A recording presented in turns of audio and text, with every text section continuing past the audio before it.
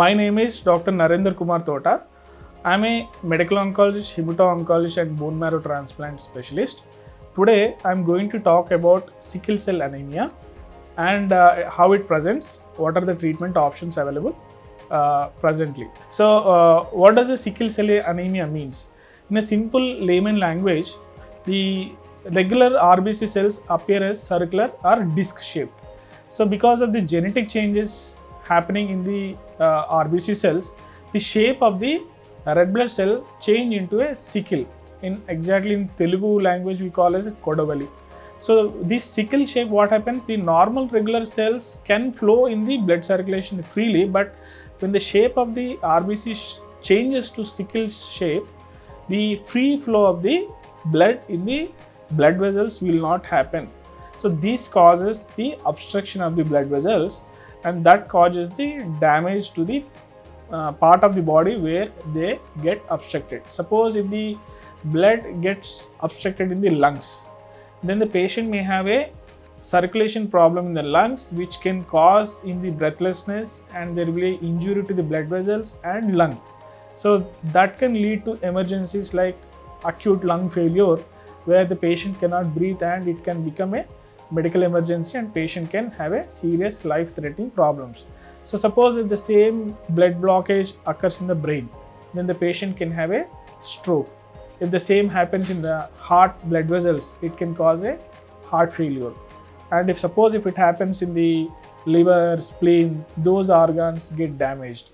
And even these complications can occur even in the bones also. So if it happens in the bone, patients will have severe bony pains where they cannot bear the pain and they cannot walk. And if these episodes continues to happen in future, then the parts where they get repeated obstruction or repeated crisis, we call it as medically, that parts get severely damaged, and the patients will have a life-threatening complications.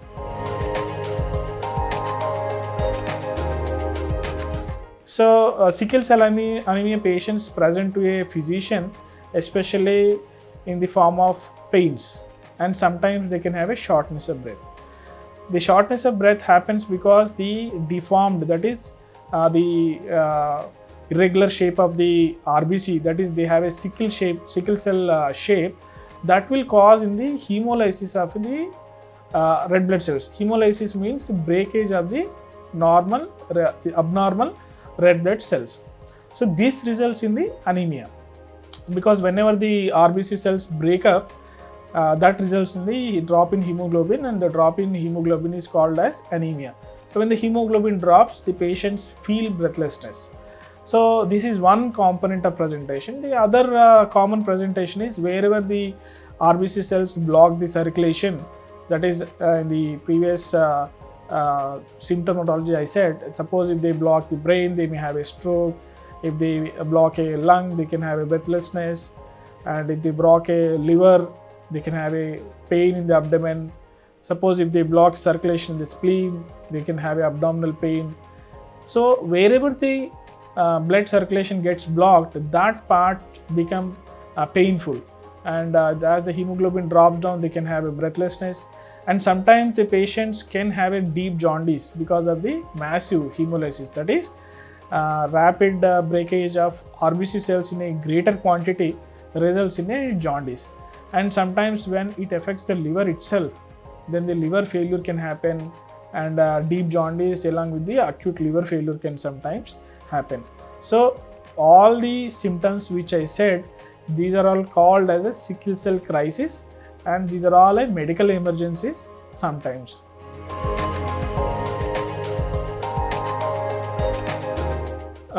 Risk factors for crisis, that is sickle cell crisis, are commonly we see especially in summer months, where the patient gets dehydrated, and when they don't take good volume of water, because of dehydration, the patient's RBC cells get deformed and they cause the blockage of the blood circulation.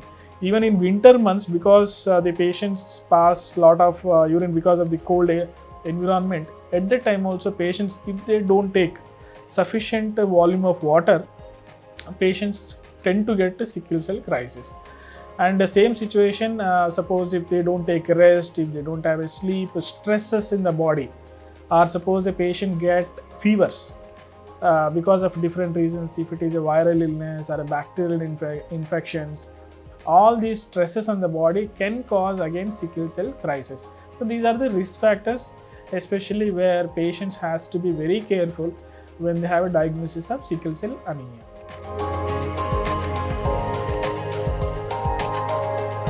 Sickle cell anemia is diagnosed especially by a common blood picture, that is complete blood picture.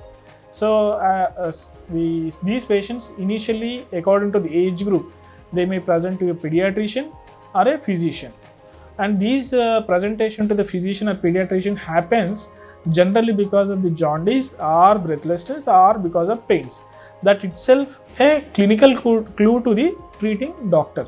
So based on these symptoms, the treating doctor, they do a complete blood picture.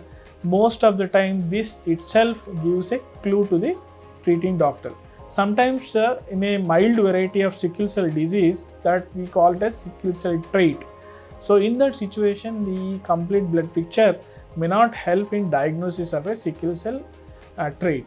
But sickle cell anemia, which we call it as a major variety, sickle cell major variety, these are can be diagnosed in a simple complete blood picture.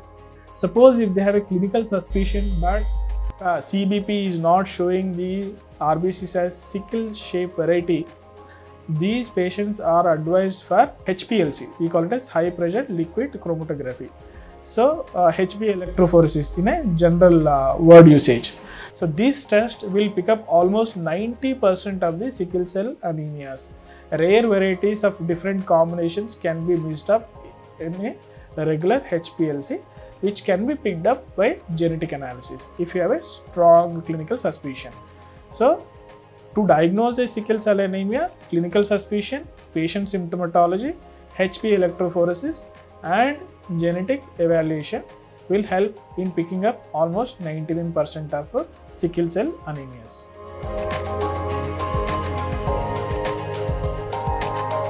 So based on again the variety of the sickle cell, if it is a minor variety, these patients does not require a treatment. And most of the sickle cell traits, almost like 90% of the patients, they are okay with a regular folic acid tablets. They will not have any problems in their lifespan and they will grow normally. If they are female, they have a normal pregnancies, they'll have normal kids, everything normal. The only problem with the major varieties. The major variety of sickle cell anemia will have lot of bony pains, lot of lung problems or strokes, so they can have any major issues. These patients, immediately after diagnosis, they should be taken up for regular treatment. Regular treatment is in the form of general advice like they should have a complete hydration, they should avoid unnecessary stresses, they should immediately approach a physician for any fever, and they will be prescribed a hydroxyurea drug which helps in reducing the repeated sickle cell related problems. Suppose if the patients are responding to the hydroxyurea, these patients will not require any further treatment. If the patients are requiring coming back with different pain issues or anemia requiring repeated hospitalization or repeated OP consultations, then these are the subset of patients where they may require a bone marrow transplant in future. So once these patients are diagnosed to have repeated crises 2 or 3 times in a year, then these patients should be taken up for workup for a bone marrow transplant immediately. So these are the subset of patients who require very high standard of care, regular follow-up, regular treatment, vaccinations, and they should be taken up for immediate transplant whenever a donor is available. So sickle cell anemia patients, they should remember most important issues like, as I said in previous talk, say the important issue is they should avoid dehydration, they should avoid infections, they should follow the medication, and they should have a regular health checkups. And once they have a repeated problems, then they should approach a bone marrow transplant specialist, and they should have a workup for transplant immediately. And whenever there is a donor, they should go for transplant immediately, especially for a major varieties who have a repeated crisis. For minor varieties, there is no issues. They can have a regular normal life with a regular checkup.